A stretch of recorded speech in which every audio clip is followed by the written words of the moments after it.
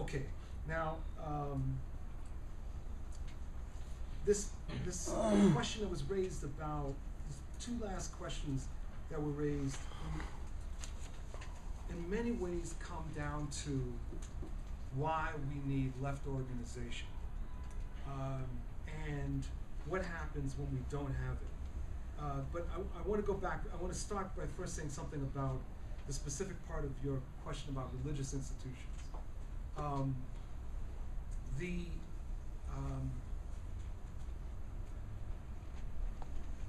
There have always been progressive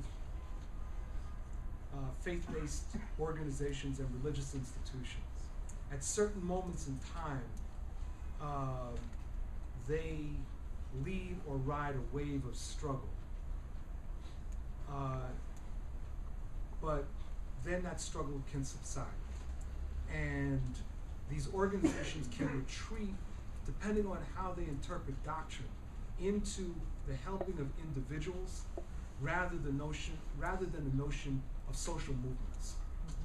And so there's this ongoing struggle in Christianity, Judaism, Islam, and other religions around a broad notion of liberation theology versus, not even just versus reactionary tenets, but versus more conservative, almost social servicey issues. And so part of what I think is argued for here is that we've got to build up a left in the religious institutions. That there are, I mean, you know, it's like what King was able to do in the black Christian theology was to create a split and was basically forcing ministers to take a side and to take a stand. And we need that kind of energy, but that necessitates more than a charismatic figure. It necessitates organization. And well, let me just leave it at that point. But this relates to the broader question that we face, the broader challenge, that where I would unite with, and then I'll make my last point, Laura's point, where I unite with the comment that the brother made about the Labor Party, is that we need a level of left organization that is far bigger than anything that we currently have.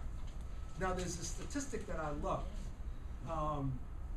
that Bill O'Reilly sent around a few months ago, and he said, it was this poll that said 7 out of 10 people in the United States believe that socialism is the wrong route.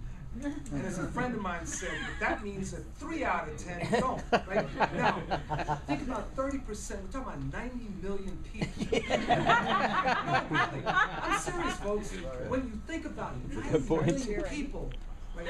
90 million people. That's right. And forget about how they define socialism. Some are going to be talking about a welfare state. Others will be talking about workers' control of the means of production, everything. That's fine. I can deal with that because 90 million is a whole lot of people. And those are the people that we've got to be reaching. That's right. And at this point, there's none of our organizations that are reaching them. In the U.S. left, if we have an organization of 1,000 people, we think it's Nevada, right? 90 million people. That's who we have to reach, which means that we need a level and scale of organization unlike anything that we've seen in at least 50 years. Right? We need a level of organization that a lot of people can participate in and identify in, and it may not be just one organization. It may be several organizations. But we need to be thinking at that level because that's the level, when you think at that level, you're thinking about winning, not just saying stuff. You're thinking about winning. And that's what we've got to be focused on. And one of the things about Wisconsin, and one of the things about the Arab Democratic Revolt, is that people are talking about winning. I love talking about winning. Right? And that's what we've got to be thinking about. That notion of 90 million challenges the entire framework that most of us have regardless of what political tendency we come out of. Whether Maoists, semi-Maoists, Stalinists, semi-Stalinists, Trotskyists, reconstructed Trotskyists, anarcho-syndicalists, semi-anarcho-syndicalists, it doesn't matter. The point is that 90 million challenges the entire framework. It means a different level of organization and engagement of masses of people, which I frankly find exciting.